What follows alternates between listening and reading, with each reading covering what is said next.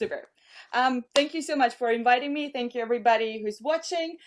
Quick hello to Natalia, who's very active in the chat. So, Natalia, if you can answer that question as well, that would be lovely. I'm going to read your answer later today after the talk. And I'm slightly worried now because Karina told everybody to proof check all the written production. And now I'm worried about my presentation and typos there. And I just wanted to say, Eleonora, to you, if you need somebody to tell a story about how they lost their passport when they were abroad, you can invite me and I can make a little talk for your students about that experience. Anyway, hi everybody again. I'm Anita Modestova. I teach English.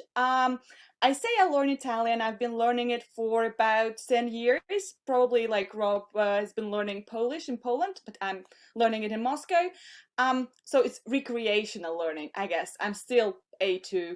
And I've been running Teachers Teach Teachers, a peer learning program for English teachers for about 2 years now. And all this experience brings me to this question I'm asking you today. I'm asking myself today. I'm offering to discuss is, are language teachers good language learners or not? So please answer in the chat.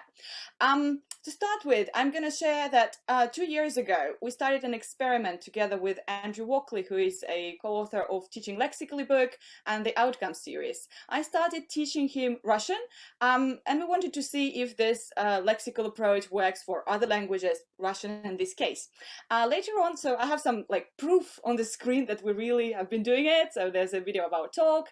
Here is like a screenshot of our Google Doc and my blog on Instagram. When I started blogging about it, I got several comments like, okay, Anita, that's like, he's a good learner because he's an English teacher himself and a teacher trainer, and your experiment is not valid, actually.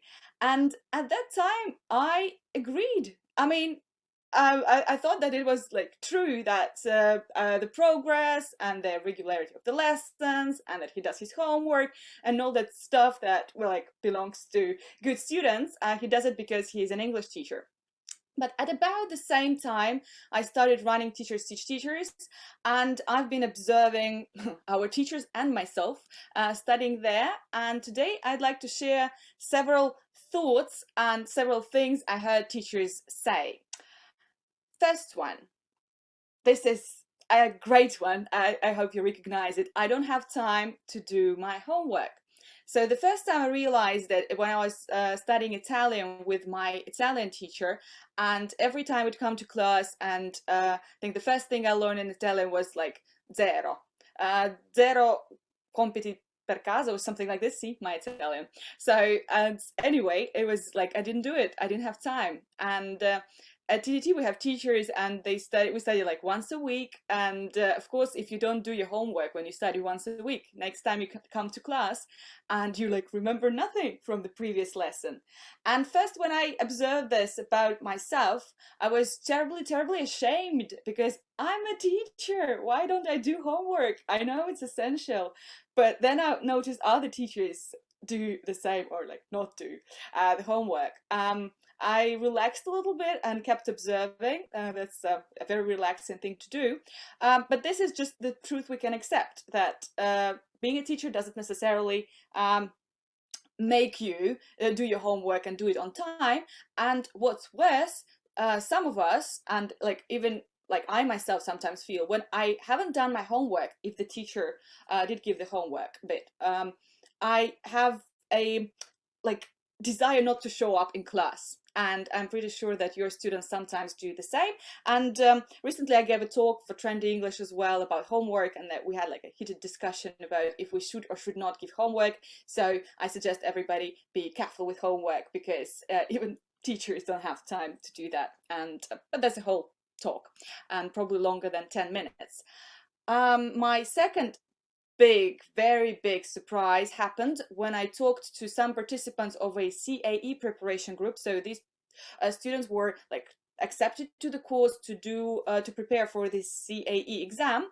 And at some point I realized that for 3 months they had been studying grammar somehow before actually starting learning with the book. So they ignored the lesson plan, the lesson structure, like the order of the lessons that was suggested, because they thought they were not good enough to start preparing for the exam because they needed to brush up on their grammar. And I know that sometimes students come to us saying like, ooh, I want to speak English, but first I need to recap on grammar. So it's a tendency somewhere there, and teachers also fall into this kind of trap, no matter how good they are, because obviously if you're preparing for CAE, there is not a lot of grammar you can revise, and their problem, what they thought, was that they are not producing this in speech, but that's the problem with advanced grammar. It's hardly ever used in speech.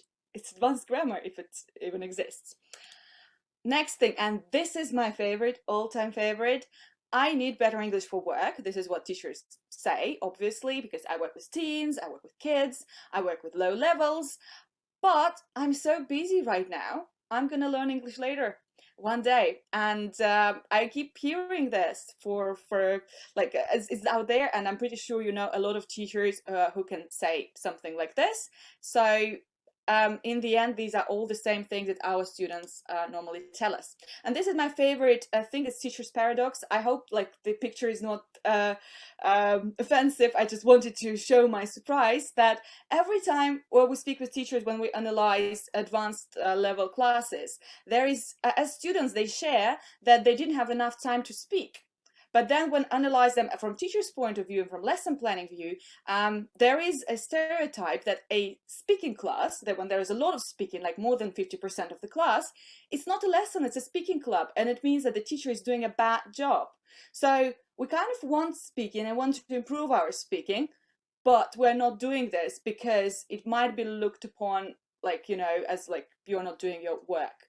And I don't really know what to do with this. Just wanted to share with you if you can notice the same paradox about your classes and if there is enough speaking. And to sum up, I want to say that teachers are human, which is a good thing to know. We want the same things when we study. We want our mistakes, all of our mistakes, to be corrected. We want translation, even at advanced levels. Sometimes I want like, it's okay, and I write something into Russian or into Spanish, because sometimes it helps just to have a translation to a different language, you know. We want faster progress, and we know that, I mean, it's not possible, but I mean, we still want it. It's okay. You name it, like, you know, all those things that students tell you, we are subject to all those kind of traps, maybe mistakes, and stereotypes as well. So answering these questions, and like, I wish, you know, I had more experience when 2 years ago, when I agreed that Andrew is a good student because he's an English teacher. Are we good language learners? Oh, we can be. Yeah. So going back to Andrew's story, he does a lot of things that other students who are not language teachers do, and that's why he's a very good language learner. And I also have students who are not English teachers who can learn language really well, and I also have teachers who sometimes, like myself, for example, yeah, they don't do homework, skip classes, and like kind of procrastinate for 10 years instead of just getting down to it and learning the language. Or maybe there is pleasure in that as well. So we can be good language learners, or we can learn to be. And here is, oh my God, I forgot to edit to a slide, because there's 10 slides now, I remember. So what I wanted to say is that here, being a teacher might probably make it harder for you, because you all know you have this checklist of a good language learner, of a good student, and when you start learning something, you understand you don't match those, you don't tick those boxes, and that guilt, that shame, kind of makes it only worse. So what I wanted to say, that if you're an English teacher and you think you need to improve English, you're basically talk to yourself as if you would be talking to your students, and this might help. And if you think you need English, just start learning it. And as teachers, we're like, we're in this forever. Yeah, so at some point with my English, I accepted that I think I'll be teaching English for a while. I don't live in an English speaking country. I didn't learn English when I was a child, so basically I need constant practice, and I just added it to my schedule, like psychotherapy probably, and it's gonna be there forever. Thank you so much for having me today. And if you want to reach me, this is my email, this is my Facebook, my 2 Instagrams. I'm everywhere. If you speak English, if you speak Russian. Oh, and this is the timer. Thank you so much. Still the timer clicking. Stop.